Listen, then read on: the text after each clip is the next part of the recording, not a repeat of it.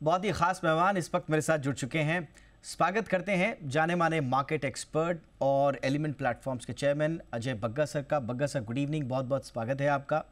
और अंतर्राष्ट्रीय मामलों के जाने माने जानकार और पूर्व राजनयिक अशोक सज्जनहार सर हमारे साथ जुड़ चुके हैं। सज्जनहार सर, गुड इवनिंग, बहुत बहुत स्वागत है आपका भी सर। सज्जनहार सर, मैं चर्चा की शुरुआत थोड़ा सा आपसे ही करना चाहूँगा। क्या चल रहा है सर अभी वहाँ पर?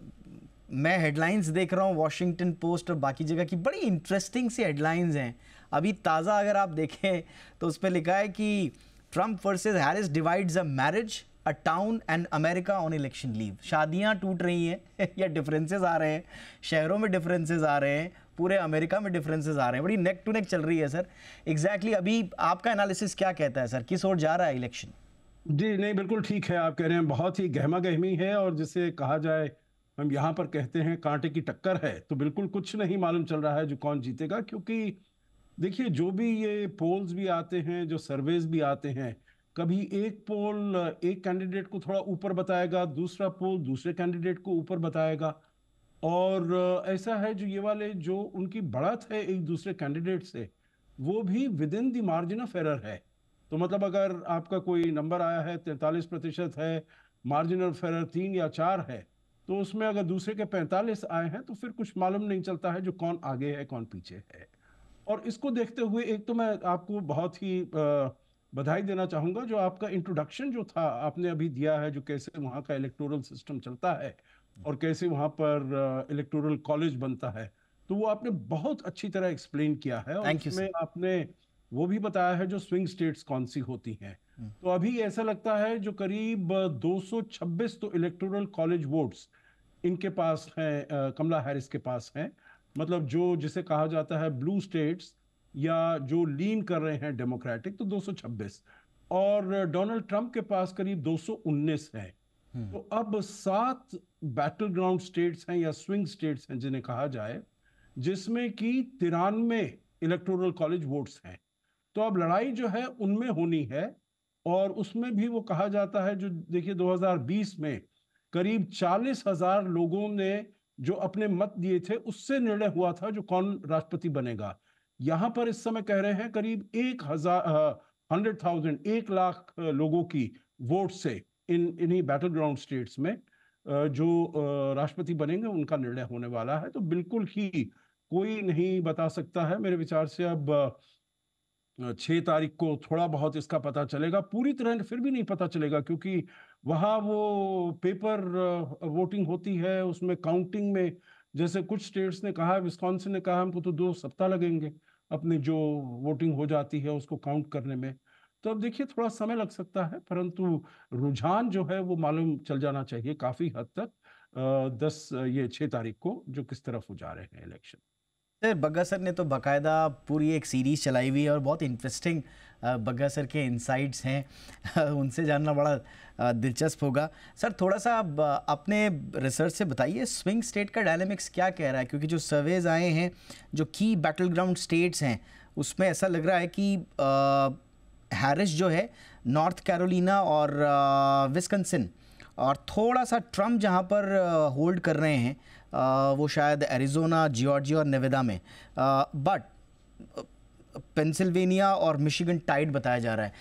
आपका एनालिसिस क्या है? क्योंकि मैं देख रहा था कि आप बहुत ज़्यादा इन एनालिसिस पे यकीन नहीं कर रहे हैं।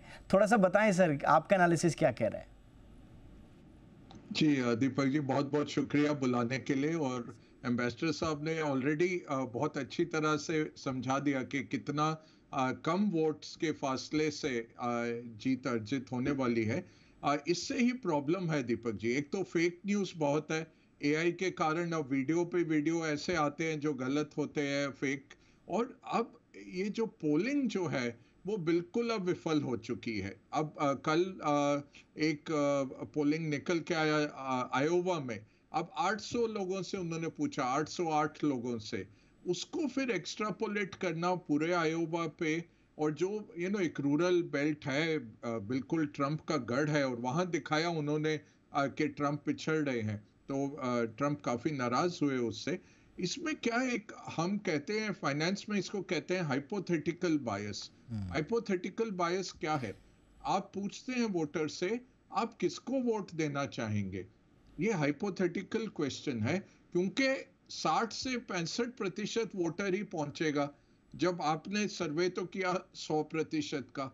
दूसरा है कि शायद ट्रंप पर क्या है कि जो बताना नहीं चाहते कि मैं ट्रंप को वोट कर रहा हूं। ऐसे ही है जो रिलक्टेंट हैरिस के सपोर्टर्स हैं कि जो छुप के हैरिस को वोट देंगे बट सामने नहीं आते। तो रजिस्टर्ड वोटर जरूर हैं रिपब्लिकन और डेमोक्रेट्स के, वहां पे पूरा वोट डलता है, 3% वो नहीं आते। बट जो अनडिसाइडेड वोटर हैं और अनरजिस्टर्ड हैं दीपक जी, वो क्या है कि वो अनडिसाइडेड नहीं है, वो अनडिक्लेयर्ड हैं। वो उसका क्या मानना है?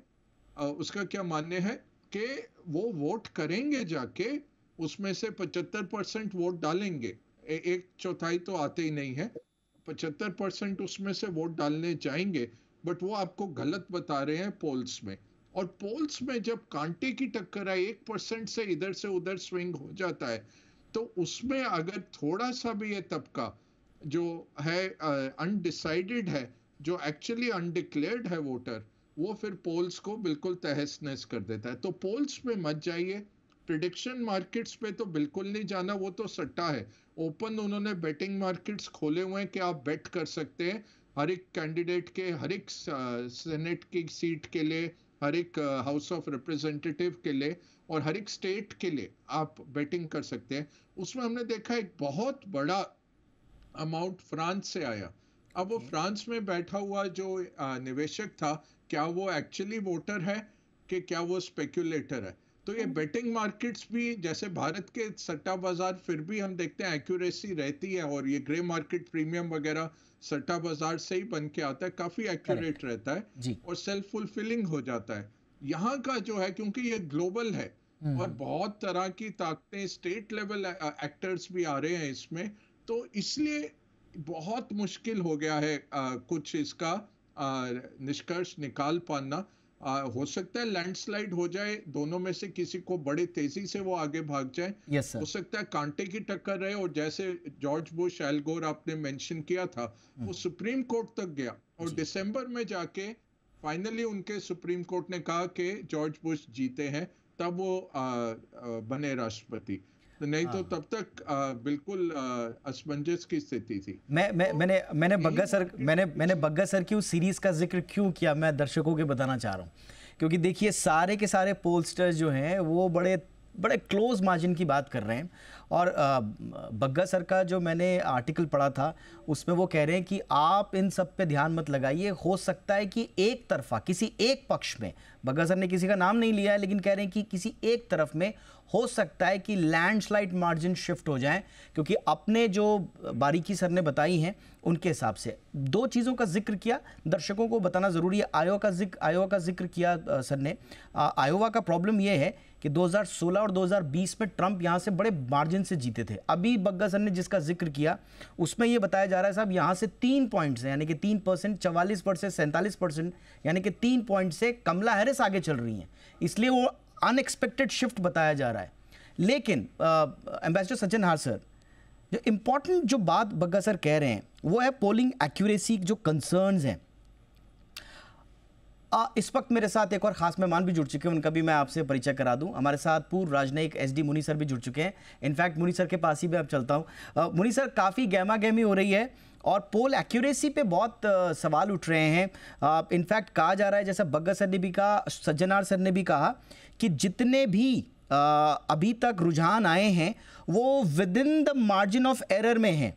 तो यानी कि एक तरह से स्टैटिस्टिकल टाई की बात आ रही है सामने। आपको लग रहा है सर ये टाई है या रिजल्ट्स कुछ और हो सकते हैं?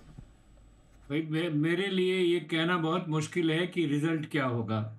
मैं समझता हूँ किसी के लिए भी कहना बहुत मुश्किल है। और मैं बहुत ज़्यादा विश्वास पोलस्टर पे नहीं करता हूँ। हिंदुस्तान में 50 बार गलत गए हैं और अमेरिका में भी कई बार गलत गए हैं। तो इसीलिए जो अभी मेरे से पहले जिन्होंने तर्क दिया था बिल्कुल ठीक किया था कि आप पोलस्टर्स पे चाहे कैसा ही हो बच जाइए उसमें। और ये बात सही है कि टक्कर बहुत कांटे की है और इसीलिए ये कहना बहुत मुश्किल है कि कौन उसमें से जीत के आएगा। जो हमारी प्रॉब्लम है वो ये है कि जीतने के बाद क्या होगा, तो वो दूसरा सवाल है। लेकिन मैं इसके ऊपर कोई खास राय, खास आपको प्रकाश नहीं डाल सकता हूँ। अच्छा सर, थोड़ा सा ये बता दीजिए कि क्या वाकई में इतनी ज्यादा कांटे की टक्कर है? क्योंकि एक राय ये भी कही जा रही है कि ऐसा ना हो आपके पोलस्टर्स के जो आंकड़े वो धरे के धरे रह जाएं और कोई एक व्यक्ति लैंडस्लाइड की तरफ शिफ्ट हो जाए। थोड़ा आपको लग रहा है इस बात की संभावना, अगर हम पोलस्टर्स पर यकीन ना करें तो? नहीं, मुझे लैंडस्लाइड नहीं लगती है। मुझे वही पिछली बार जो हिलेरी क्लिंटन और ट्रंप में हुआ था वैसा ही माहौल लगता है। और एक्चुअली जो इलेक्टोरल कॉलेज आएगा वो उसको डिसाइड करेगा, जबकि ज्यादा वोट जो कहाँ जाएंगे उसको कहना बहुत मुश्किल है। मैं नहीं समझता हूँ ये लैंडस्लाइड होगा। It should be a very contesting poll. All right sir. सज्जन हार सर, अब आपके नज़रिए से क्योंकि अब ये क्लोज टाई है और सबसे बड़ी बात ये है कि एक्सपेक्टेशंस भी हायर है। अभी यूएसए टुडे ने एक सर्वे कराया, वहाँ पे 50% ऑफ वोटर्स बिलीव करते हैं कि ट्रंप ही जीतेंगे, 49 एंटिसिपेट कर रहे हैं हैरिस की विक्ट्री। मिक्स्ड एक्सपेक्टेशंस हैं, क्लोज रेस तो है ही, बट इन दोनों ही परिस्थितियों में भारत के लिहाज से अगर मैं अब आऊँ सर, तो भारत के लिहाज से क्या समीकरण बनते हुए नज़र आ रहे हैं? क्या दोनों में डिफरेंस ऑफ ओपिनियन इतना ज़्यादा है कि कोई भी आए भारत के लिए वो ओपिनियन के एक बड़े मार्जिन के रूप में लेकर आएगा, या दोनों की दोनों नीतियां सेम रहेंगी सर? जी, अगर आप इजाजत दें दीपक जी, मैं एक बस टिप्पणी करना चाहूंगा। जो पहले डिस्कशन हुआ है, जो इनकी जो पोल्स और सर्वेज वगैरह आए हैं, देखिए जो जैसा कि आपने जिक्र किया और जैसे बग्गा साहब ने भी जिक्र किया, जब 2000 में एल गोर और जॉर्ज डब्ल्यू बुश का इलेक्शन हुआ था तो उसका निर्णय 532 वोटों से हुआ था। तो देखिए उससे ज्यादा क्लोज तो कोई हो नहीं सकता है, कोई वोट नहीं हो सकता। और सुप्रीम कोर्ट में गया था और वहां पर उन्होंने देखा था। उसके बाद के अगर आप इलेक्शंस देखते हैं दीपक जी, तो आपको ये देखने में आएगा, जो बारिंग इलेक्शन इन 2008 जिसमें बराक ओबामा की लैंडस्लाइड हुई थी जॉन मैकेन के विरुद्ध, उसके बाद जो भी इलेक्शंस रहे हैं वो बहुत ही क्लोज इलेक्शंस रहे हैं, किसी की कोई लैंडस्लाइड नहीं हुई है उसमें। तो इसीलिए अभी मेरे विचार से ये थोड़ा नामुमकिन है, परंतु voting is like a game of cricket. आप कुछ भी नहीं कह सकते हैं जो क्या होने वाला है। और दोनों इतने पोलराइजिंग कैंडिडेट्स हैं, जो नहीं मालूम जो क्या आगे होगा। परंतु ये ज्यादा सभी का मानना है जो ये बहुत ही क्लोज इलेक्शन कहा जाएगा। अब दूसरी बात आपने जो कहा है, जो भारत के नजरिए से कौन सा इसमें कैंडिडेट ठीक रहेगा, तो मैं ये कहूंगा, देखिए अगर आप 2000 से अभी तक पिछले 24 सालों से देखें तो हमारे संबंध अमेरिका के साथ बिल्कुल तेजी से ऊपर चलते जा रहे हैं।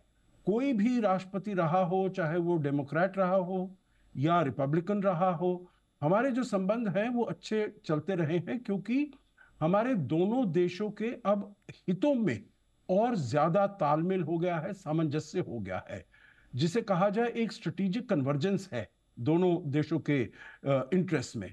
और इसीलिए मैं समझता हूं कोई भी इसमें आए, चुना जाए, राष्ट्रपति बनकर आए, भारत के साथ संबंध बाय एंड लार्ज ओवरऑल अच्छे रहेंगे, ठीक आगे चलते रहेंगे। ये आप और देशों के बारे में नहीं कह सकते, क्योंकि जिनके अलायंसेस हैं, जैसे यूरोप के देश हुए या फिर यूके हुआ, जापान हुआ, ऑस्ट्रेलिया हुआ, वो अलाइज हैं। और अलायंसेस में डोनाल्ड ट्रंप का और कमला हैरिस का बिल्कुल अलग अलग नजरिया है। Correct sir. परंतु जब ये आते हैं, आखिर में ये कहूंगा, जो दोनों के नजरिए में, जैसे डोनाल्ड ट्रंप ट्रेड के ऊपर, व्यापार के ऊपर, उन्होंने कहा है जो India is a tariff king. और पहले भी जब आए थे तो उन्होंने हमारे ऊपर, भारत के ऊपर, ये एल्यूमिनियम पर, स्टील के एक्सपोर्ट पर जीएसपी को हटा दिया था, वगैरह वगैरह। तो ट्रेड के लिए हमारे लिए थोड़ी दिक्कत हो सकती है उसमें, पर हम जानते हैं उनसे हमारे रेपो रहा है टॉप लीडरशिप लेवल पर,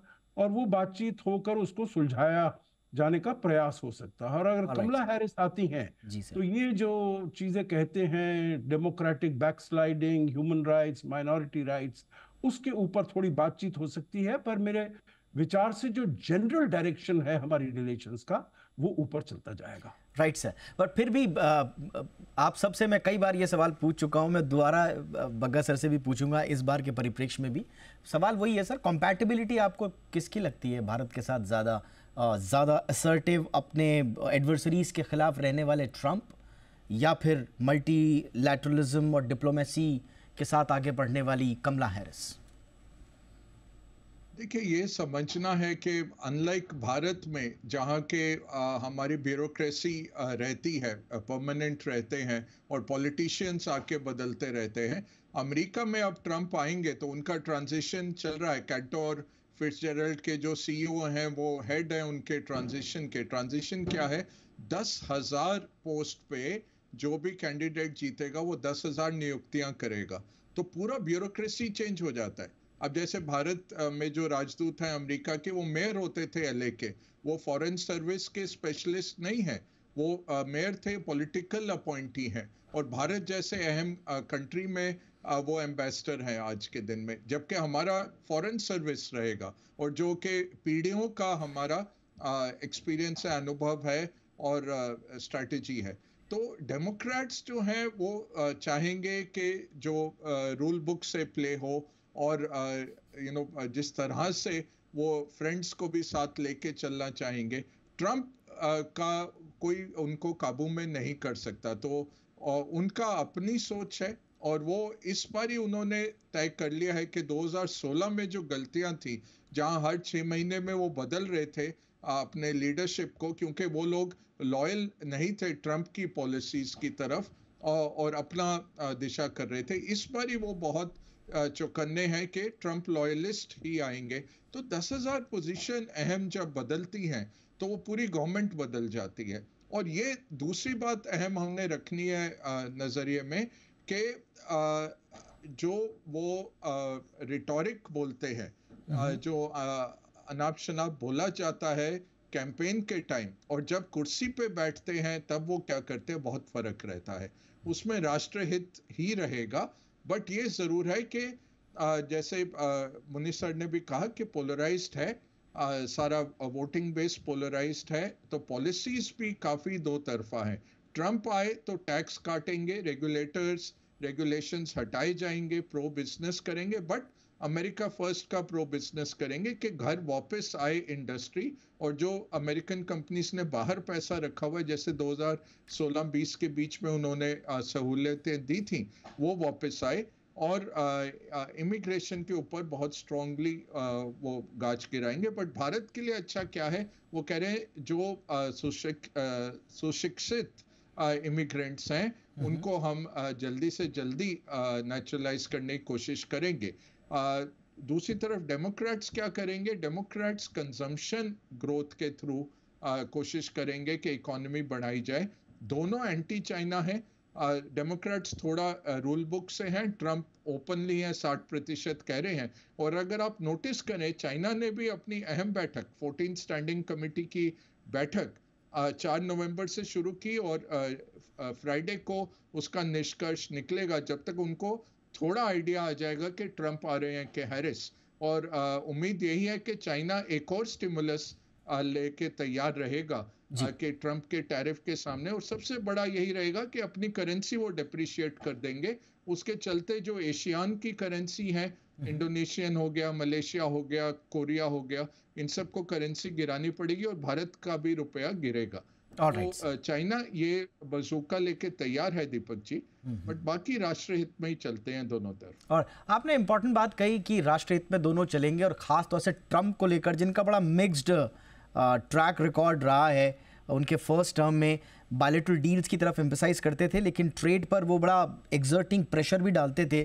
चाइना के काउंटर पॉलिसी जो है उनकी, वो अलाइन करती थी इंडिया के इंटरेस्ट के लिए, लेकिन दूसरी बार उनका जो प्रोटेक्शनिस्ट पॉलिसीज़ हैं वो शायद ट्रेड नेगोशिएशंस हैं, वो हमारे लिए शायद हमारा H1 वीज़ा हो या इंडियन जो प्रोफेशनल्स हैं वहाँ पर, ख़ास तौर से टेक सेक्टर के लिए, उनके लिए चिंता की बात है।